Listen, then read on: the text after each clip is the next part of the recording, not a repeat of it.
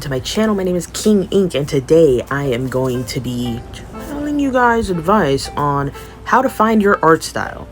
As somebody who has been in like the art animation vibe realm since like what, middle school, I have picked up, honestly, a thing or two on how to find your art style, and I'm going to be just honest about it because I'm still in the middle of experiencing it. This is always going to be something that's going to be evolving, continuing to grow, and it's like never ending. So just know that even though the way your art style looks now is not going to be the way that it's going to look next year. It's not even going to be the way it's going to look maybe in 3 months.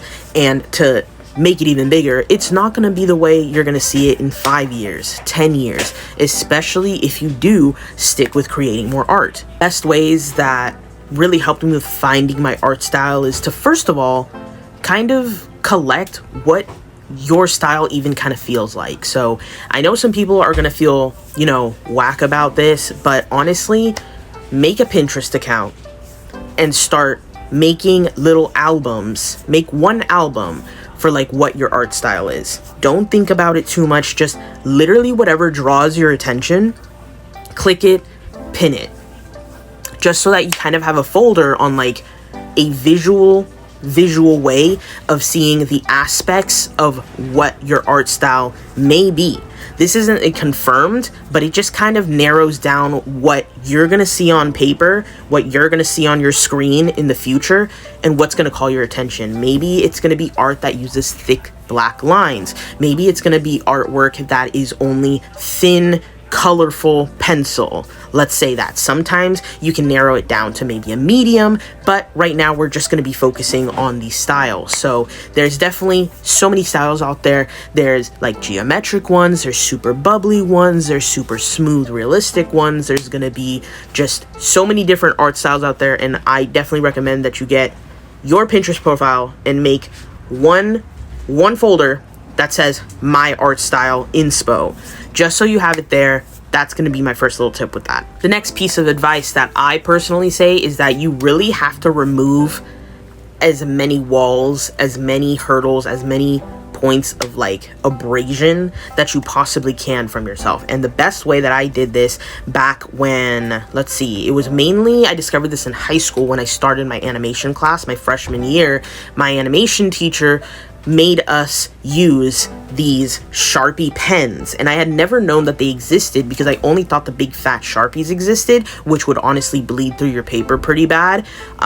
So I never thought to really draw with those. I got told on my supply list to get Sharpie pens, and so basically it's this tiny little fine tipped Sharpie that was just perfect. And at first it took a little bit.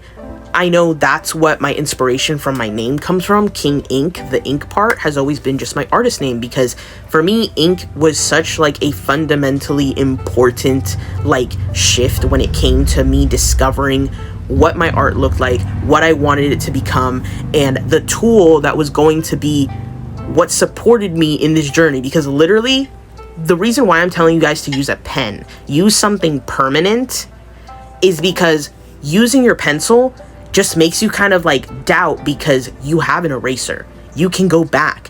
People do the sketchy lines. You're supposed to work on having more confident lines, but the most important thing is if you make a mistake, it's okay. It teaches you to just work with whatever happens. Say somebody bumps into your table and now you scratch the whole thing. It teaches you to literally not give a fuck, because you can't. If you want to scribble it out, fine. I'm not going to say that I'm not innocent with doing the whole scribbling it out because I fucked it up. That doesn't matter, because you're still getting it out. You're putting the pen onto the paper, and even if it was a mess up, you scribble it out, you get the energy out, and you still continue to keep drawing, because you can't backtrack. You can't self-doubt. You can't erase and be like, oh, I didn't get the eye right. Oh, I didn't get the nose right. Oh, I didn't get the chin right. You can't, because it doesn't let you. My next piece of advice, although it may be controversial for people, for some reason it's always been kind of like a spotty topic in the art community, has been personally, and this is my take on it, privately in your own sketchbook, if it comes to needing to have support for figuring out how to draw certain things, please don't be scared to use references, okay? Don't be scared to use figure models. Don't be scared to literally Google poses, especially now with certain programs out there that literally can like generate certain poses. You can use that as reference. I'm not saying like use some freaky AI shit for like copying something, but I do have, again, my teacher who has used certain AI generation software only to help with perspective, with angles, with having a frame of reference. It's like, for example, she was working on a piece where she had to draw tent, but she didn't specifically have a picture of the tent that she wanted in a 3/4 angle slightly to the right. It was like such a specific angle that she wanted that she wasn't going to go out and buy a tent for this. She couldn't just Google it because none of them were exactly. So this is the only time that I would say, okay, some AI is okay, because we can't say that AI doesn't already exist in some aspects of artist tools, like the ones used in animation. I am not talking about the disgusting AI that fucking steals people's art and turns these weird amalgamations into whatever. So sorry if you guys are like AI supporters in that way. I'm gonna be honest, click off this video because that's not the vibe. For a reference tool though, that's completely different, because you can do that with the little character sculpts and things like that, move it around and just have a very specific pose so that you're not lost. Use it as reference. Don't fully copy it. Obviously, don't like screenshot it and then be like, yeah, I drew this pose myself, because that's not right. But if you're drawing your own character, or you're drawing like a chair and you need it at a certain angle, now you have a frame of reference, and then that image is something that you can use to practice. Kind of goes attached to this, and again, is something that some people in the art community will not like. For me, it would be getting those art styles that you enjoy and kind of practice them. And yes, this does essentially sometimes mean going into your personal sketchbook and copying or tracing.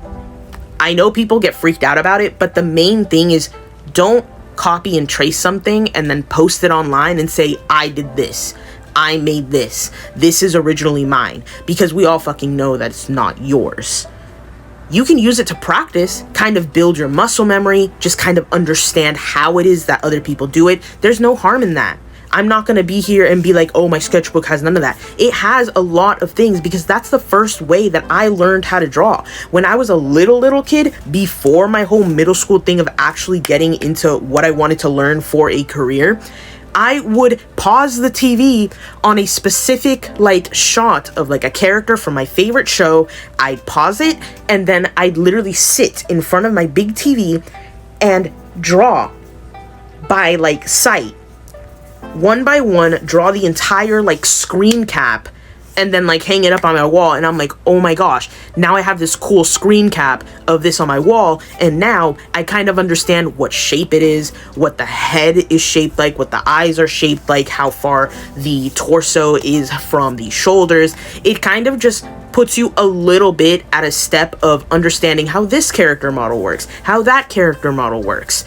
So it's kind of like a reverse engineering of being able to get a reference and practice with it. My final tip is, honestly, don't be scared to literally just look up challenges, look up prompts, ask people for ideas. Just do whatever it takes to give you that boost of, I'm just gonna draw something today. Even if it's just a circle, even if it's just a basic exercise of doing like shading on a cube, whatever it is that you can do to support yourself in actually doing the action of drawing is going to push you further and closer to your art style, because you are going to be practicing it. Overall, don't be scared of making mistakes, practicing, and just doing your best to not be so hard on yourself. It's easier said than done. I'm guilty of it still, and I'm still processing my art journey. But I hope these tips helped you out, and let me know if you want another video like this, because I really enjoyed it. So make sure to hit the subscribe button, follow me on all my social media down below, and I will see you guys next time. Goodbye.